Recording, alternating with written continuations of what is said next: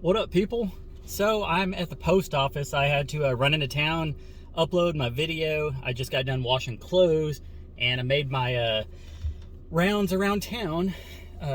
Picked up some stuff, got some cool gifts. This is something that I ordered something for myself, and then I also got some other cool items. I opened up one box, and this is something we really need on the property. A super nice lady emailed me. I'm not gonna give out names, but you know who you are. With all the stuff we've had going on the property, she sent me these. How awesome is that?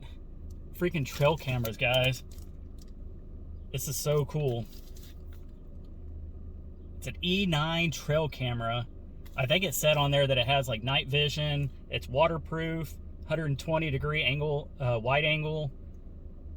Let's see, all sorts of stuff on here. Dang, that's awesome. So we got two trail cameras. I'll put them probably one on the well, let's see, I'm not gonna tell you where I'm gonna put them at, because then if you're coming on our property, you'll know exactly where to go. So if you're gonna go on our property, you might be on camera. So anyways, thank you so much for that. Thank you so much for all the other stuff. People have been sending me emails and all that stuff. But I did order myself something you'll never believe. I'll give you 5 seconds to comment down below on what I just got in the mail. 5, 4, 3, 2, 1.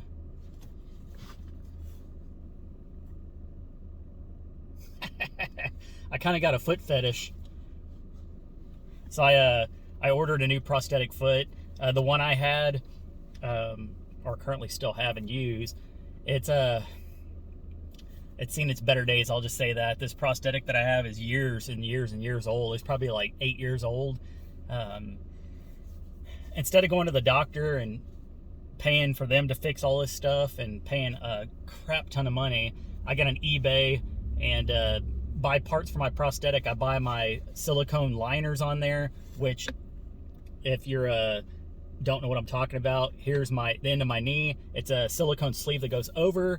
It has a pin in the end, and that attaches to my prosthetic so it stays secure. But this right here, this foot, it has it's carbon fiber, and then I'm not sure exactly what the foot's made out of, but the carbon fiber does go out down into the foot, and then this part right here hooks into the prosthetic. So I hope everything fits. I did some research on it, and I think it's almost the same exact one that I had before. This is I think they call it a flex foot. It's for athletes or people who move around a lot. It gives you a little bit of extra bounce when you walk.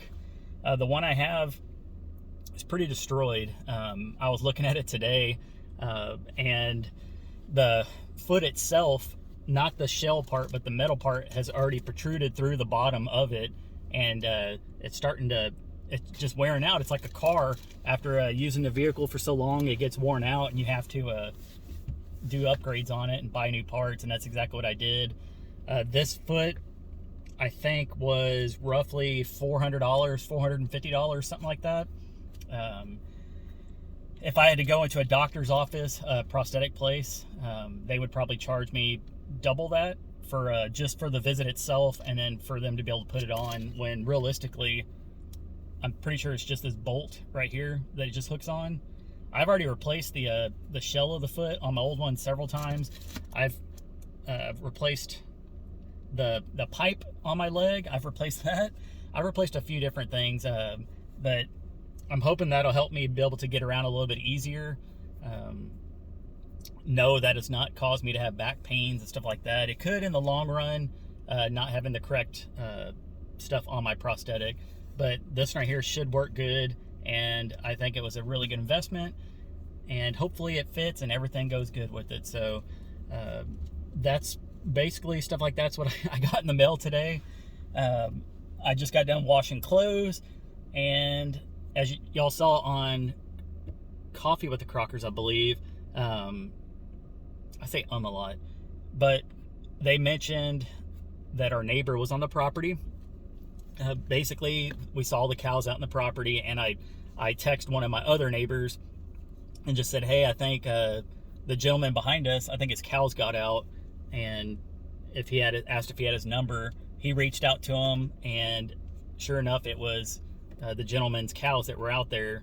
And the guy tried calling me to let me know that he was going to come over and basically just talk to us. He wanted to meet us and stuff, and he ended up riding up on the four-wheeler when I was weed eating in front of the shop, and we basically talked for about 45 minutes. A good guy. His name's Randy. I think he's early 40s, so we're close in age range, probably about 6 years apart or so.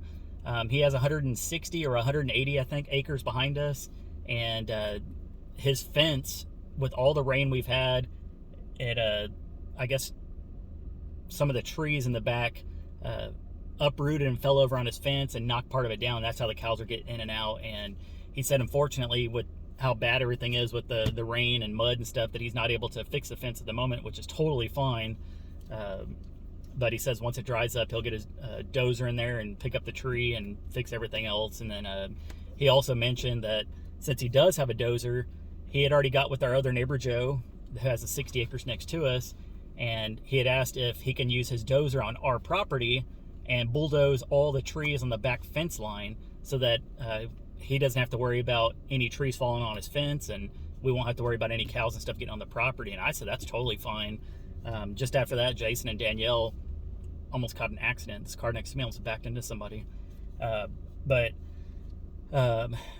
right after that, Jason and Danielle had drove up, and I talked to them. I said, hey, he's wanting to eventually just bulldoze the whole back fence line for us on our side of the property for free. And they were like, shoot, that's awesome, because we were wanting to clear it out anyways at some point. And he said he's going to do that, and that works out for him. It works out for us. And I think we lucked out with this property as far as our neighbors go. There's a lot of good people I've met. I think I met everybody out there, and everybody seems super nice. We all get along. We all have the kind of the same mindset and look out for each other. And I now have the family across the street, the police officer, have their phone number. They have mine. Same thing with my neighbor Joe next to me, and then the neighbor Randy that I just met behind us. So we all have each other's phone numbers now, and if we see anything, we'll let everybody know. And for the most part, we're the only ones that are out there full time. The neighbor Randy behind us said he's eventually going to build a house on his property, but he only lives like 5 miles away from that property, so he's always in and out of that area. So he also said that he grew up in that area, and that as a kid he was on our property, not living there, but it was an oil location. He said that the barn that we had was an oil tank, and that the shop that we had was where they would go in there and fix all the trucks and stuff. That the little gap that they saw in the middle, I guess there is a pipe and stuff running through there, but they would also use that to help get underneath the vehicles and stuff like that. So I don't know, it was just cool learning more stuff about the property, and just being able to meet more of your neighbors and stuff. But anyways, I got to run to Walmart now. Jason texted me and said that they needed some drinks. I actually have some 12 packs in my car. It's I think it's called American Clear, or Clear American. It's a carbonated flavored water that has like 0 calories and stuff, and they wanted me to pick them up some, and I had to get some stuff from Walmart anyways. But once again, I got my new foot in the mail. This will be quite the thumbnail, I guess. But I'm gonna get stuff from Walmart, head back home, and try to fix my foot. So anyways, hope you guys enjoyed this video, and I'll catch you on the next one. Peace.